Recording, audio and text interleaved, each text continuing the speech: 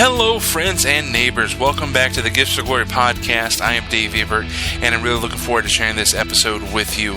We get to talk with the most tenured member of well-versed comedy, other than myself, Joy Yee. She's an actor, dancer, singer, and all-around wonderful improv comedian. We just did our second show at Second City in the Blackout Cabaret this past weekend. It's such a blast and an honor to perform in one of Second City's theaters. We had a really great house. It was our second just great show there, and we plan on bringing the Decent Comedy Show back possibly this summer to go back out to Second City. It's always a blessing to be able to put our own show on there, so we're thankful to the people that work there at Second City, Amy, our sound person, Joe, the guy that kind of ran the house. Also thankful to Bobby, my wife, who's kind of our team manager, our road manager, for handling all the ins and outs of the backstage and behind the scenes stuff. So a lot of thanks out to those people for making sure that the show went on and went as well as it did.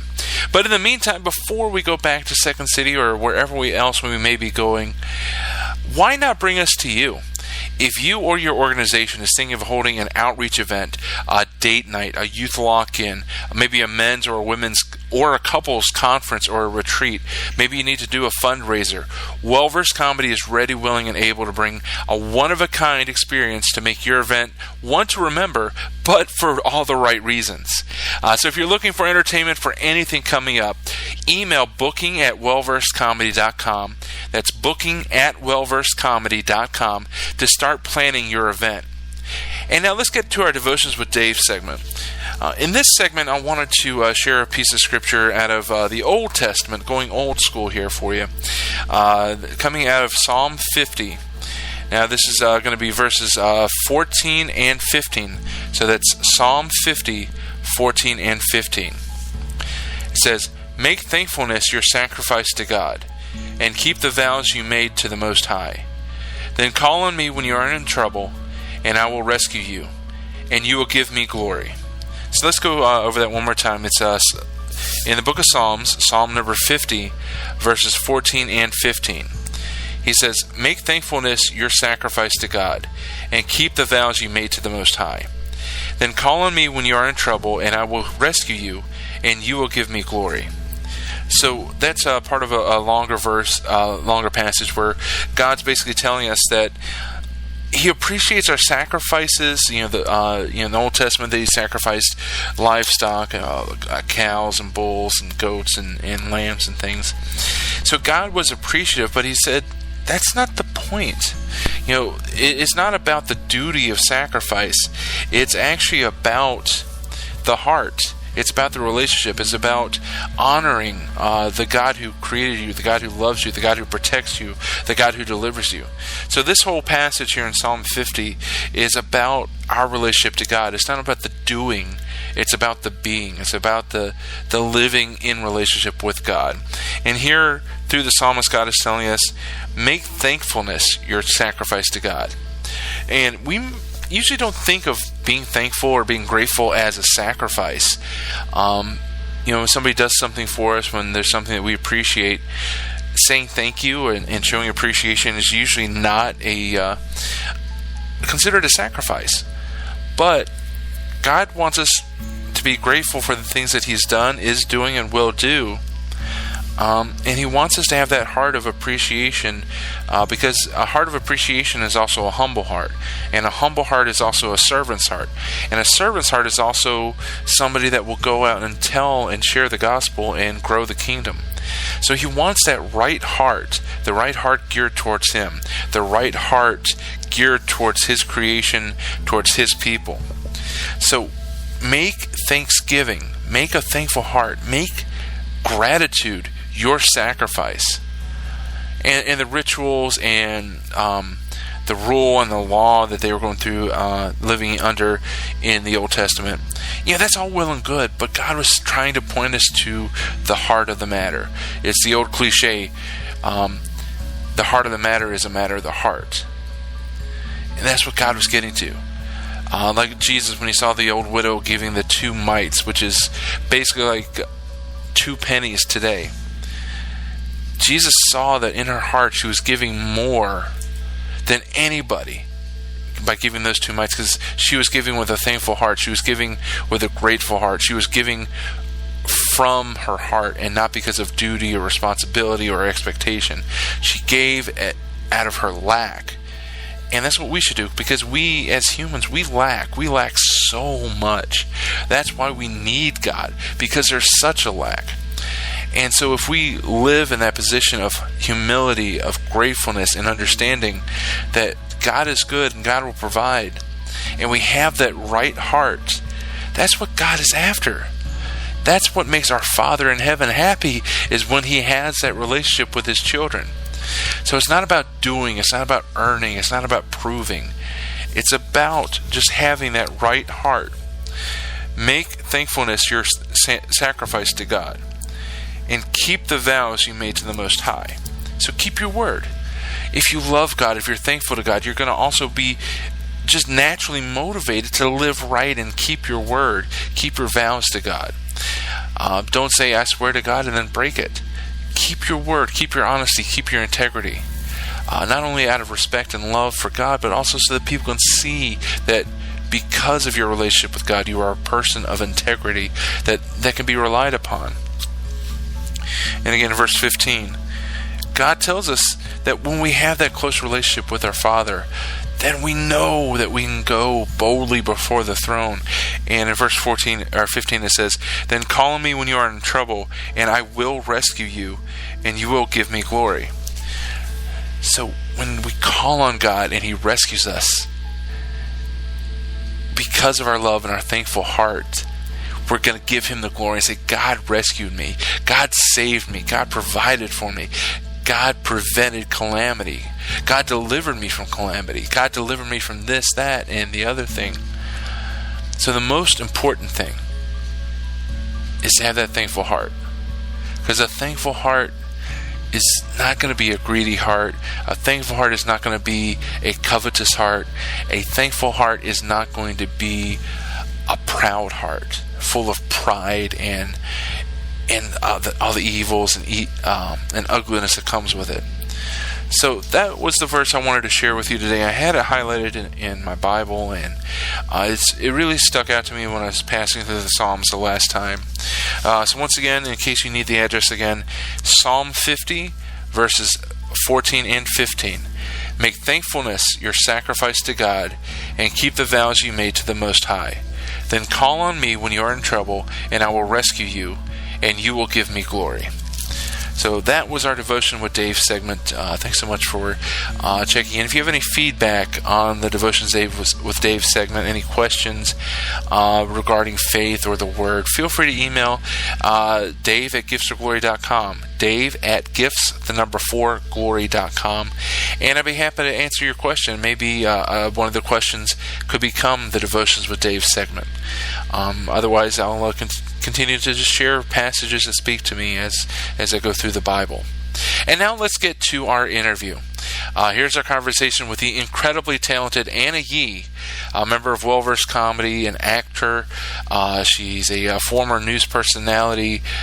She's a dancer. She's a singer. She's got so many great talents, and we're so blessed to have her on Well-Versed Comedy. You're going to want to catch a show with her in it, because she just is absolutely a fun person to watch do improv and comedy.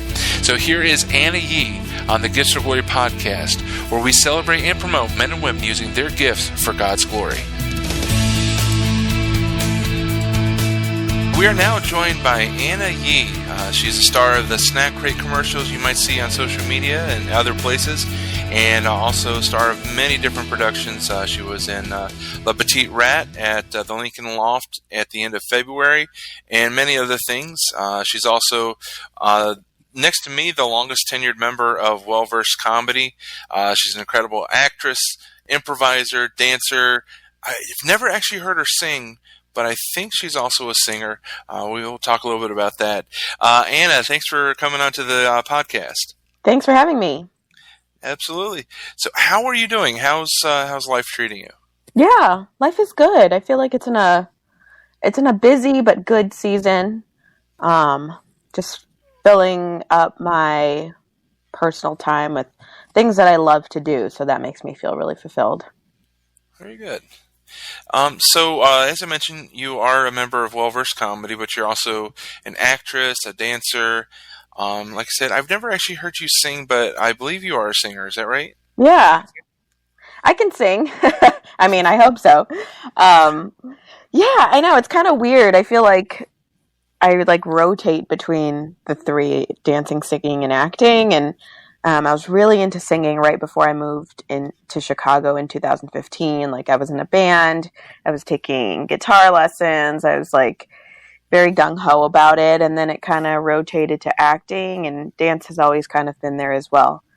So that's funny that you asked that, though, because literally just like pretty much this week, I just started picking up the guitar and singing again at home.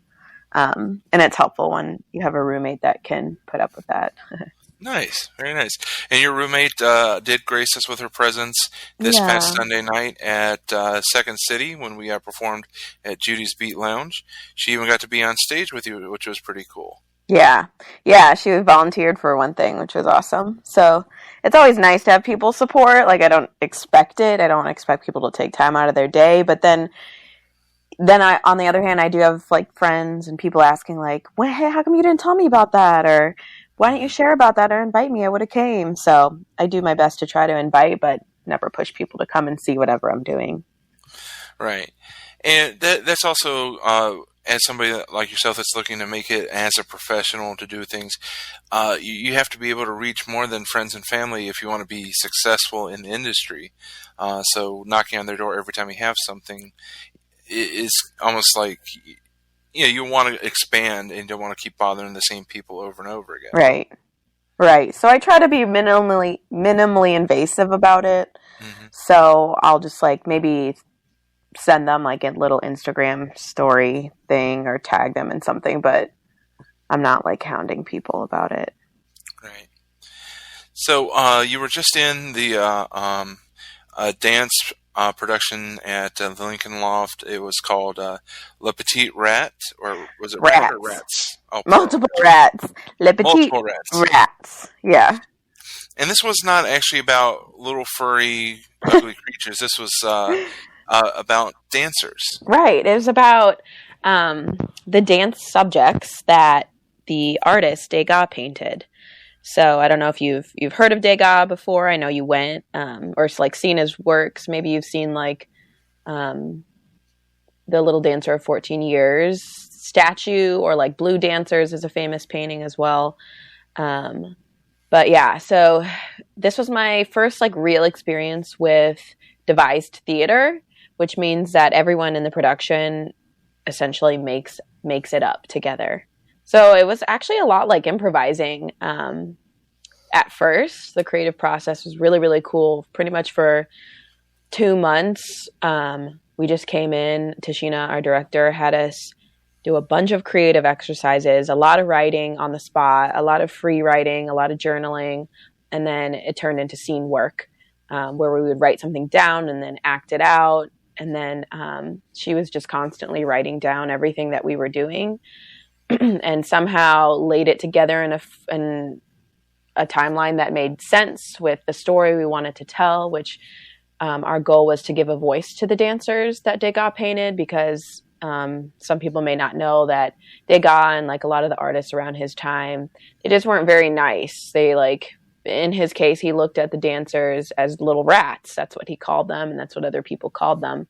And he liked to paint them in their like most gruesome form. He would have them like hold poses for hours and hours and hours so that he could paint them like the animals that he used to paint before them. So we wanted to give those dancers a voice. Now, one thing I didn't get a chance to really ask you, and forgive me for putting you on the spot, but in the course of the production, it seemed like each scene there was a different person leading the rehearsal. Was that because it was a rotation, or everyone was kind of playing the same character, or how was that story? The only character that was really played by one person was Marie, that little statue. Mm-hmm. She was just, I think it just made more sense to have her as played as by one person. But since it was only 6 of us, we just kind of rotated through. our characters, which were dancers. They were Johnnies, which were like the creepy old men that would go to the opera to solicit the dancers. And then Degas himself and the instructor, which was my personal favorite to play. Because you got the cane and you got to beat the stage. Yeah. I don't know where that anger comes from. I feel like I have this channel of pent up anger in me that I must suppress that every day because it was so freeing and it came so naturally for me to just be yelling and screaming at people and critiquing them, which is kind of embarrassing, but at the same time, I loved it. Nice. And it's something that nobody would expect because you have you have like this permanent smile even through fatigue, and I think, wow, Anna's got suppressed anger. Uh-oh. Maybe that's what it is. Maybe I'm too nice. I don't know. No, I wouldn't have you change for anything, so don't change. Keep the anger suppressed and just be happy. Yeah, you're like, please don't be like that now.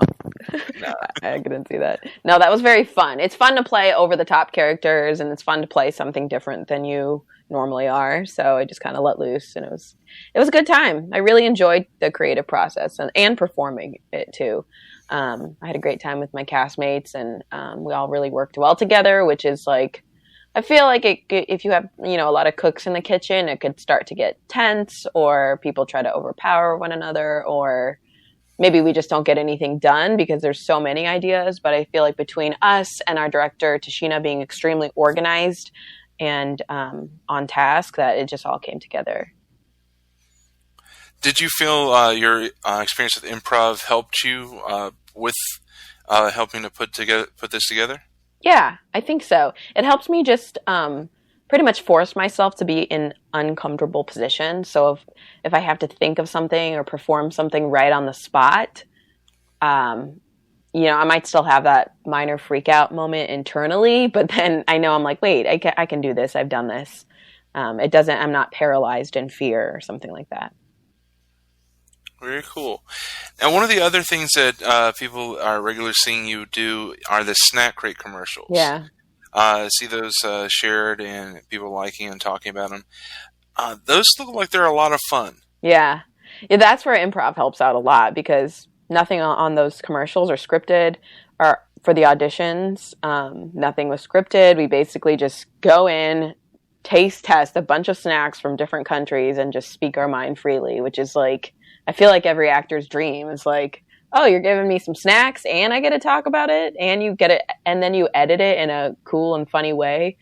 Wow, this is like one of the best jobs I've ever had. So I'm really thankful that those have gone on as long as they have. And like almost every job that I've ever booked, you just never know who's going to see it or how, where it's going to be broadcast or something like that. Like, you just never know unless it's like, it's a TV show like Chicago Fire PD. It's on at 8:00 at this time, but, yeah. So I was like, I didn't even tell anyone I was doing it. I was just like, oh yeah, cool. Another gig. Like, awesome. This is fun.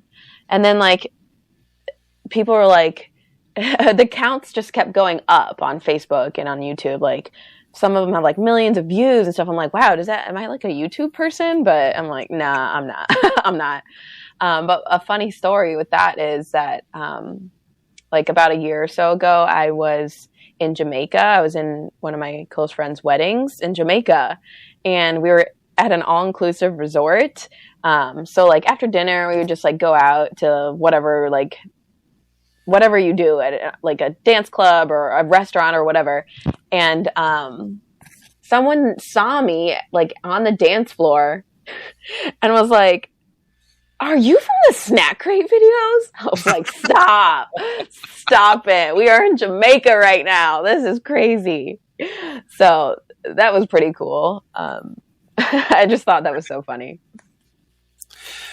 So before you moved to Chicago, you mentioned in 2015, you were in a different form of media, but you're definitely in front of the camera. Yeah. How long, and tell us how you got into being a news personality. Yeah. So, backtracking into college, I majored in broadcast journalism Originally, I wanted to major in dance, but my senior year in high school, I had injured my knee in dance rehearsal, and it just kind of like it made me look at things differently. Like, oh, what if this happens? If I'm a dance major and I injure myself and I'm out of work? I don't know. It kind of scared me. So I was like, well, what's the next best thing I'm good at? I can continue to dance and see where that takes me, but maybe I should study something else. So the next best thing in my head was writing. I'd always loved writing. I just felt like it came naturally to me and I could do it. So then I went into journalism and then eventually honed in on broadcast journalism. I just like the format of it. And like you said, it is like another form of art. It is a form of performing, which that is what I want to do. And that is what I always wanted to do, is perform. So I thought that was a pretty good marriage between the two things. So I ended up graduating from U of I, University of Illinois at Champaign. And then I moved back home to Peoria, where I got a job at the local news station there. I started out as a producer for the 9 o'clock news. I don't know what I was thinking. I mean, it was fine. It was good. It was a great foot in the door, but like the 9 o'clock news show was kind of like the news show that no one really watched, or it's like, it's not, you either watch the 5 o'clock news, the 5 or 6 o'clock news, or the 10 o'clock news. The 9 o'clock news is probably for like people who just cannot stay up past 9:30. So I don't know why I made it my goal to make it as crazy and fun as possible. I would book these crazy guests like, oh, you can rollerblade? Come be on the show. Like, I think my claim to fame as a producer is still booking the Acro Cats. Oh. I don't know if you've heard of them. I will say, okay, hold on. Okay, that was, everyone still thinks about that. Anyone who worked at the news at that time brings it up to this day still. It was just like, think of a circus and a rock band led by cats. That happened. Thank goodness it wasn't live. It was pre-recorded. But yeah, the Acro Cats. Okay, I'm going to pat myself on the back for this one because probably a couple years later, they were featured on the Colbert Show.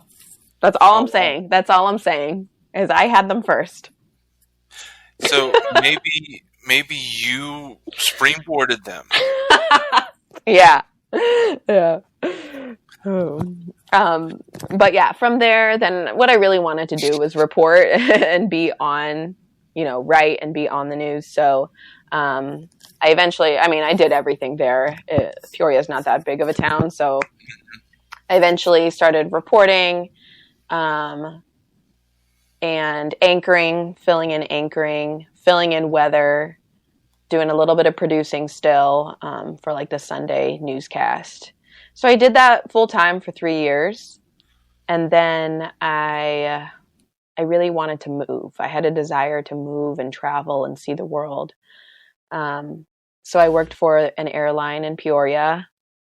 And I just traveled. I took advantage of the benefits of traveling. Oh, nice. So you're a flight attendant doing the whole safety spiel? No. I wanted to travel on my own time. So I worked at the airport. I was a ramp agent. I did ticket, gate, all that. And then on my off days, I would travel. So I got to travel all around the country. I visited a lot of friends, a lot of family. And I did like one international trip. I took one of my best friends. We went to, we did London, Paris, and Dublin in 1 week. And that was the time of our lives. And I really thought I was going to move to New York. I really love New York and the energy of busy city. But I ended up moving to Chicago after all that. And we are very glad you did. So let's go backwards a little bit. You did go to U of I, but let's go back and hear your story. Because with Well-Versed Comedy, we're a Christian group. You're a Christian, but how did you get there? How did you find your relationship with the Lord? Was it just something that you grew up in, or do you remember a moment where you had like that decision to make? Yeah. I don't really have like a very exciting coming to Jesus story. I mean, I think my faith walk is exciting personally, but I don't, I don't have a big saved moment. I think it's a Right. bunch of little things that have kept me on course. I grew up going to Catholic school, so Catholic grade school and high school. And then in college, U of I is a public school, but I lived for 2 years at the Newman Center, which is the Catholic center there. So I've always been tied to my faith. I've always been, it's always been there for me. And my parents have been a huge influence about that too. They're very good about, making the effort to go to church, praying before meals, just talking about God and talking about praying and how the Lord is good, like not shying away from those conversations. Especially my dad. He's a pretty devout man, so that influence has been there for me. I do remember, I think it was like maybe 5th grade or something. I remember we had like a 1-day retreat to like one of the neighboring churches in Peoria, where we just like, maybe we're just like led in prayer by the priest and like talked about certain things. I don't really remember, but what I remember is we had some self-prayer time where we were writing or just sitting there in prayer, reflecting. And I just remember my heart like being on fire. I just felt so inspired. I don't remember what I was talking about. I don't remember what I was asking, but I knew it was a time of prayer, and I knew that my heart felt like it was in flames. So I just knew that, God is real. I knew that was real. I knew my faith is not just baloney. Like I'm not just doing the motions, I feel something. So maybe that was a time you could say that, my eyes were opened, or my faith had been renewed at that time. And then just throughout my life, if I would stray off the path a little bit, I knew I was doing that, or I was very aware of it. And so I would come back to my faith, or in time of deep loss, like losing my grandparents, my first real heartbreak that I had with a breakup. Those were very hard moments for me. And I would always turn to the Lord. I would always turn to prayer and leaning on God and reading the Word. And it always made me feel better. So yeah, I wouldn't say one time in my life. I would just say a series of coming back to God over and over again, and seeing what He's going to do. And yeah. And I was just going to say that one of the things that we as people like to do is this comparison game. Like, oh man, I wish I had that story so I could, have more of an impressive story. But I think everybody's story is important because it's going to reach and speak to somebody. And because I know, like, there's sometimes where I'm like, man, I wish I had a drug addiction. That would make my story even better.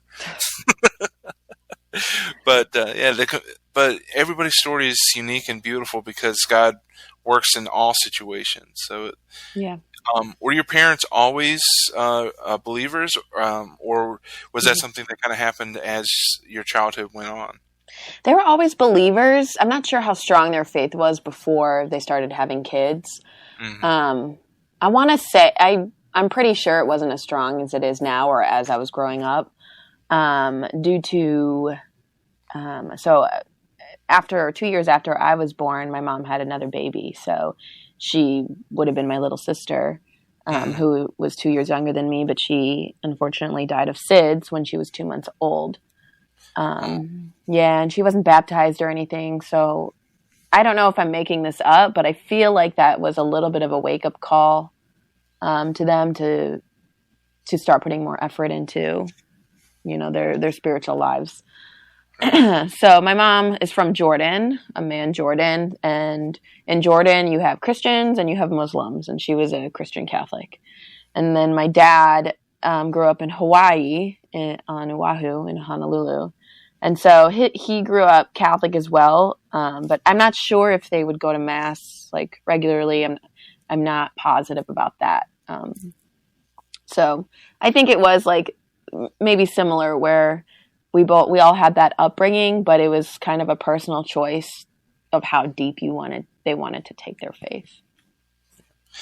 Does your dad ever go back to Hawaii? Does he have family there still? Yeah, he has some distant relatives there. A lot of them have dispersed, like his siblings pretty much all live on like the West Coast now.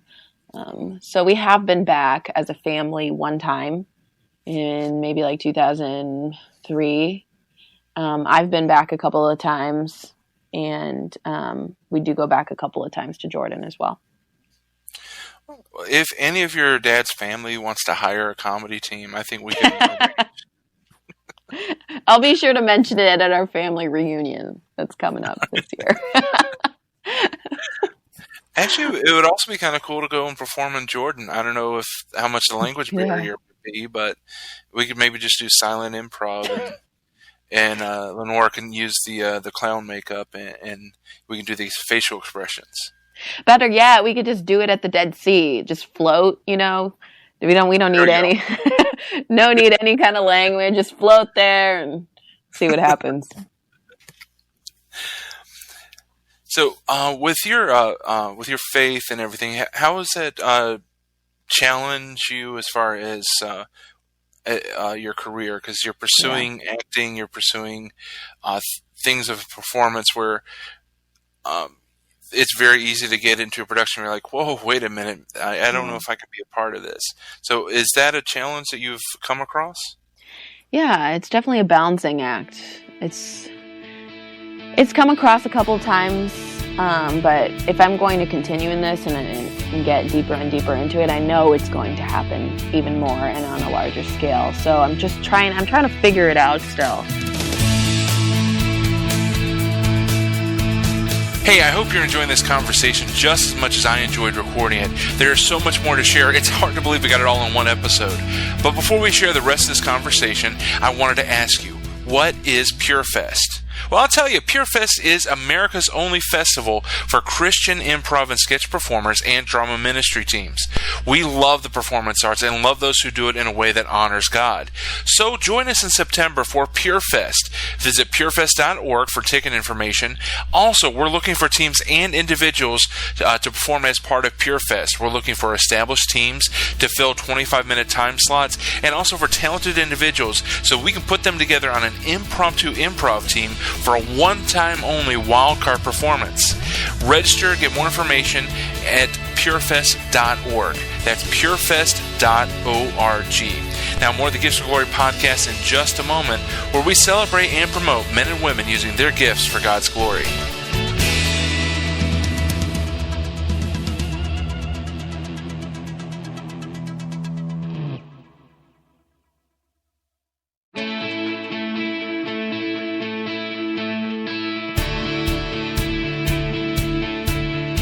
It's come across a couple of times, but if I'm going to continue in this and get deeper and deeper into it, I know it's going to happen even more and on a larger scale. So I'm trying to figure it out still. I guess the best example would be, being in a production or something that has a lot of like questionable things, whether it's a lot of cursing or a lot of like innuendo or sexual content. And I really do step back before auditioning for things like that, or for any production, and try to understand, well, what is the story trying to be told here? Like, what is this necessary right now? Is this necessary to tell the story? Is good overcoming evil in the end? Or am I just promoting a non-virtuous lifestyle? Am I like making that look cool? So I'm still figuring that out. I know I'm going to come across that. We're in a sinful world. I'm going to come across sinful things. And I'm okay with portraying some of that stuff as long as the end, the whole picture of it and the end goal of it is not to encourage people to be part of that. Gotcha.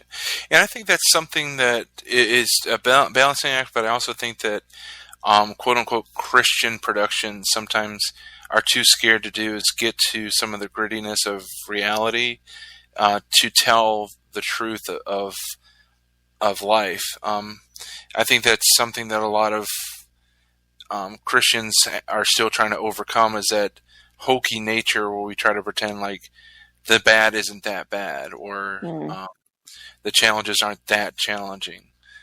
So I totally understand where you're coming from, of wanting to be a part of something where, it's going to be real and it's going to be challenging, but it's to tell a better story to prevent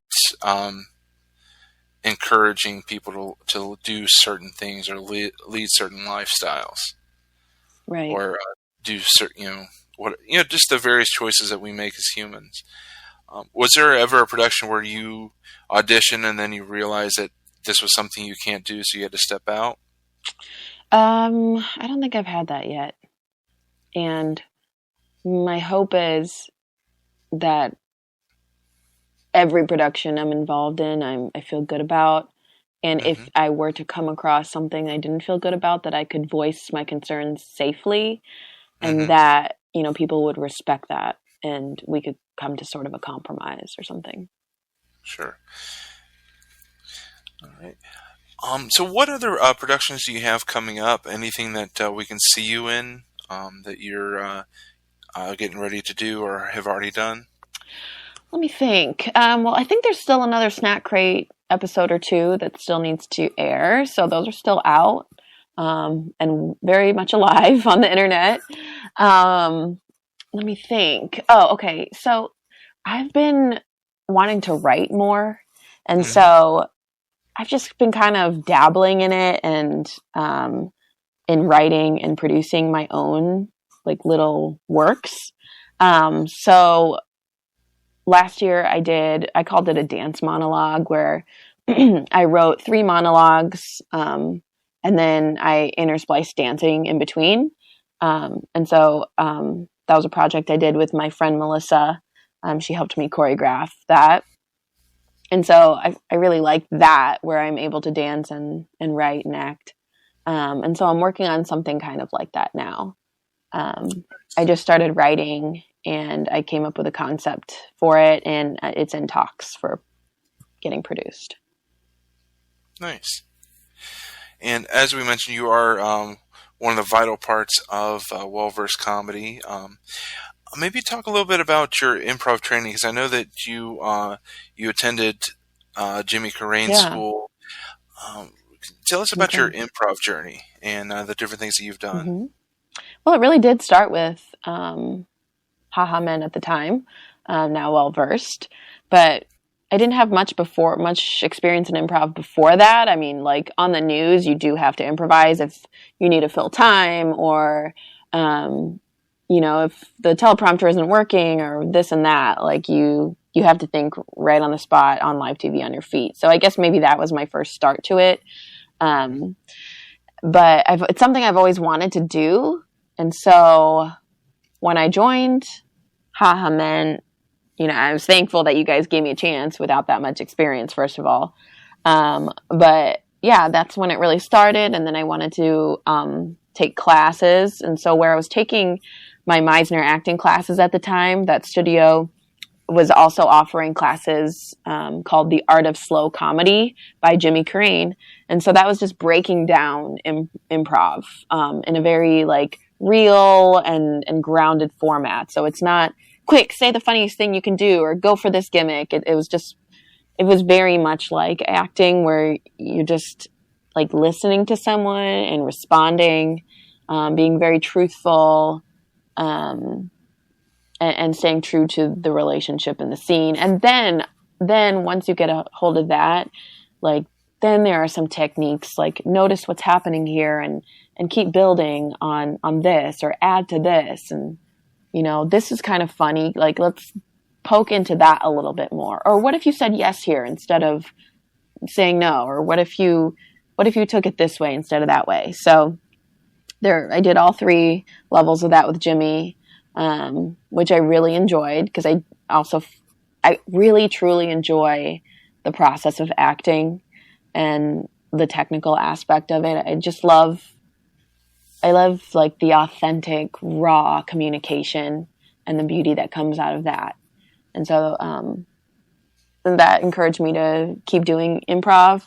And then I started doing more commercial auditions, and those are very heavily improv based. And yeah, we've gotten some really cool opportunities being on Well Versed. So performing at Second City, performing at Gutty's Comedy Club in Indiana, and just some of the outreach things that we do. It's very fulfilling. Absolutely. And last summer, or last spring at the Christian Improv Comedy Conference in Milwaukee, they actually brought Jimmy Carrane in to lead a workshop. And it was really very cool to learn the art of slow comedy, because Jimmy Carrane did the art of slow comedy, and right after him was a workshop about never letting there be a beat, just doing it quickly without thinking. And it was a really very cool dynamic to go slow and then fast, and then realize that there's no one way to do it. It's whatever your character is, whatever the scene calls for. And it was just really cool to work with Jimmy for a couple of hours. And, to put a little feather in my own cap, twice he's posted on Facebook that I'm a very good improviser. So I will take that to the bank. Yeah. Well, Jimmy is not someone who sugarcoats anything. If he doesn't feel like laughing, he's not going to laugh. He doesn't, he, like before every class, there's no, hi, hello, how are you doing? It's just get right into it and go. That's just how he is. He's not a mean person by any means, but he just like kind of cuts out the fluff. And so for him to say something like that, he's not messing around. Yeah. So maybe that's where your character as a leader in La Petite Rats was coming from. It's kind of like the Jimmy Carrane with a little bit of anger coming in. No fluff. Let's get right to it. Yeah, maybe screaming, practice, practice, practice. Oh gosh, I felt so bad for my castmates after every time we practice that. I'm just like, I really hope they're not taking this personally. Well, if they are, they're in the wrong business. Yeah, you're right. So what I like to do as I wrap up each interview is we do something called the interrogation, where I ask 7 questions. They're kind of random, just to kind of final question. Oh wait, I'm not going to get to that yet. Whoa! I want to ask Essie's questions, because she had a couple really good ones. So Essie sent a question in. The first one was, what's something that you bring to the team, and more importantly to the audiences? Oh, well, I mean, can you maybe answer that, Dave?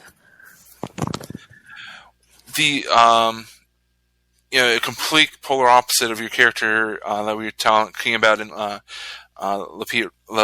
Petite Rats is just this bubbly light that you bring to the stage with every character. You have an energy and a presence that draws people in, and you instantly add energy. You're like a catalyst for anything. You come in and you make these really fun choices that really brings things back up. So that's something I would say is energy and light. And when you're on stage, you look like somebody that the world can't touch. That you love being in front of people, and you have pure joy in your life. Oh. Thanks, Dave.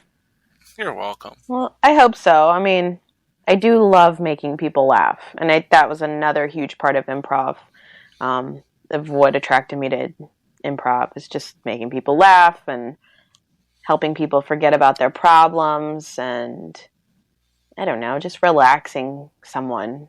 I feel like laughter truly is a form of medicine, and it makes me happy to make other people happy. Very nice. The other question she asked that I thought was really good, she said, how do you see yourself using your talents in the future? I've been really retrospective about this lately, so this is good. I truly love performing. Like I just cannot imagine my life without it. I was in a workshop once, and it was about planning out your life and planning out your career type of thing. And one of the questions was, what would you do if you couldn't do anything like performance wise? Mm-hmm. And I think I put down like I could fall back on doing news again. And even then the teacher was like, no, that's still performing. Like do something that's not performing. I'm like, I can't not do performing. I love that. I've always loved it. And for me to be able to continue doing that and just to keep growing and doing it on a bigger and bigger level. And I eventually just want to reach the masses. I want to do all kinds of performance. I want to write. I want to act. I want to sing. I want to dance.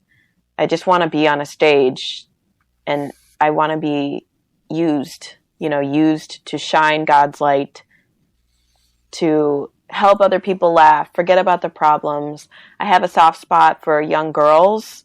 And so if I could reach them in some kind of positive way, that would be very touching for me. And I'm not going to stop until I can do that. You mentioned going back to news. Is that ever a consideration to try to get on TV, or is that going to more interfere with some of your longer-term goals? Yeah, for me, news. I don't regret doing that. I just don't feel like that's where my heart is right now. I like the freedom of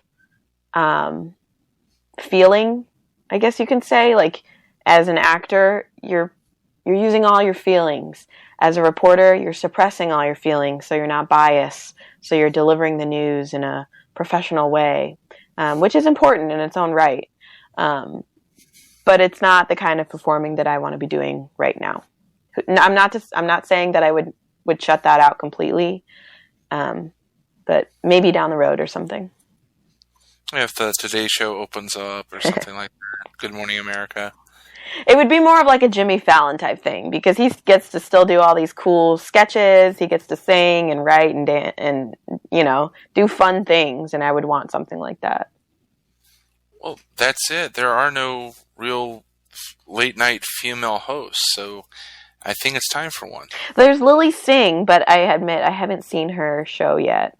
A Little Late with Lily or something like that, on NBC, I believe. But I mean, I don't know if she does what Jimmy does.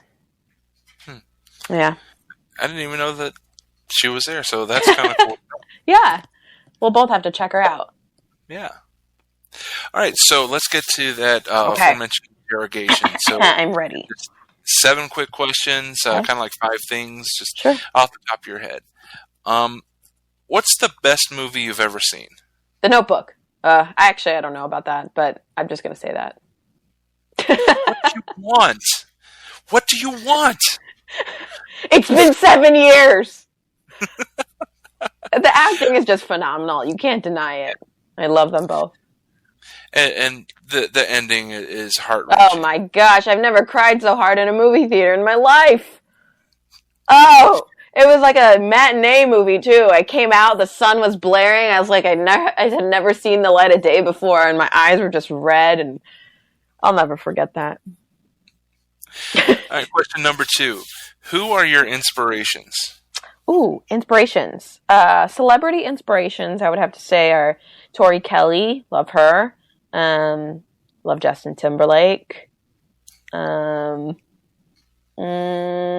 Inspirations. Jimmy Fallon. Love Ellen DeGeneres. I'll leave it at that. All right. What's your biggest fear in life? Failure. How would you define failure? Just never living to my full potential. Like I mentioned, I want to reach the masses. I want to be an influence, a cultural influencer, a positive one. And so if I never get to go out in the world and, have an effect on a lot of people, I feel like I haven't done my job yet. What's something that you've done or accomplished that you're proud of? I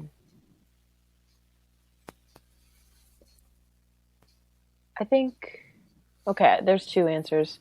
Anytime I create something that I'm proud of that. And then, let's see. I would say being a good family member and friend. Okay. So being a good daughter, a good aunt, being a good friend is also important to me. Good.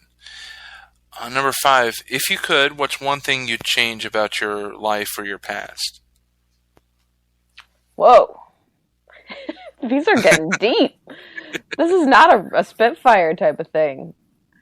Something I would change. I've always wanted to go to a performing arts school. I feel like I would have liked to have started my professional training earlier. Okay. So far in your career, what's been your favorite role?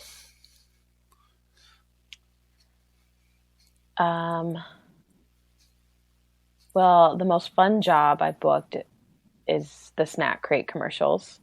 But the most fun time I've had on set is on the set of a show called Easy on Netflix.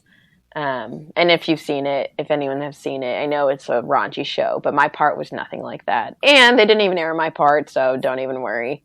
But what was cool was that it was a TV show without a script. So there was like a backbone theme and like things that needed to happen. The director would tell you to kind of lean in that direction. But other than that, it was just all improv. And that was the show. And so I thought that was so fun. I really felt like a part of the cast, even though I was there for one night. But I was right there, right alongside some pretty big names and carrying my own. So I was proud of that. And I was just so honored to be there. And even though my part was edited out, my lines, I'm still really, I still look back on that very fondly. All right, and final question of the segment is, if there were no limits at all, budget, time, what have you, what production would you love to be a part of, and what character would you want to play? Ooh.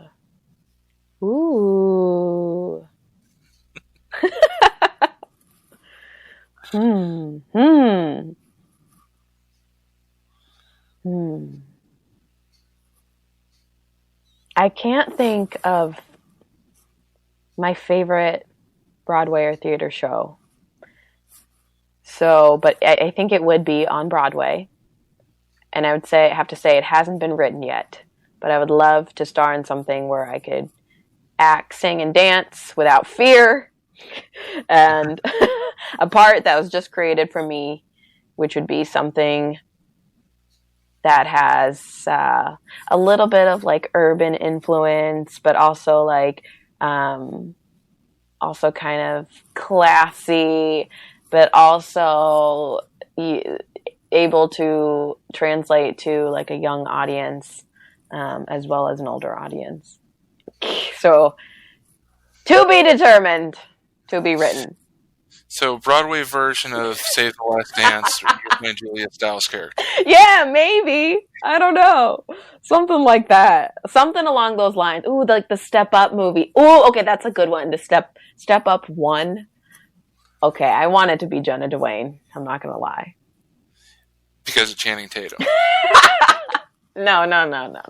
But, I mean, that doesn't hurt. Are you impressed that I know these things? Kind of. A little bit.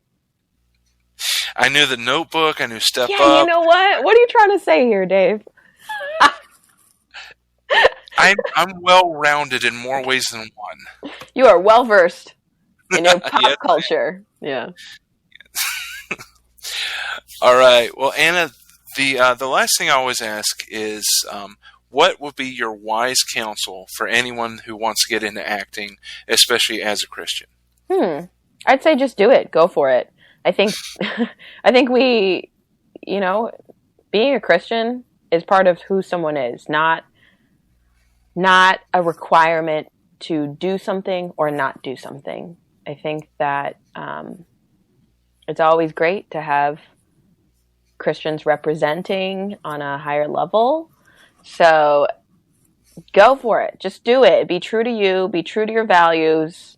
Be kind to everybody. And I think that will speak more volumes than being in one or two productions that are Christian-like. You know what I'm saying? Like, you conducting yourself with love is going to go very far and spread a good word about being a Christian than showing it, if that makes any sense.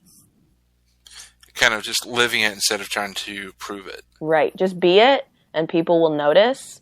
And once they start noticing, then talk about it. Then say, well, this is what I believe. You don't have to believe it, but this is why I am the way I am. And I hope that would open, some people's eyes and change their minds about what being a Christian means. Perfect. All right, well, Anna, thank you so much for being on the podcast.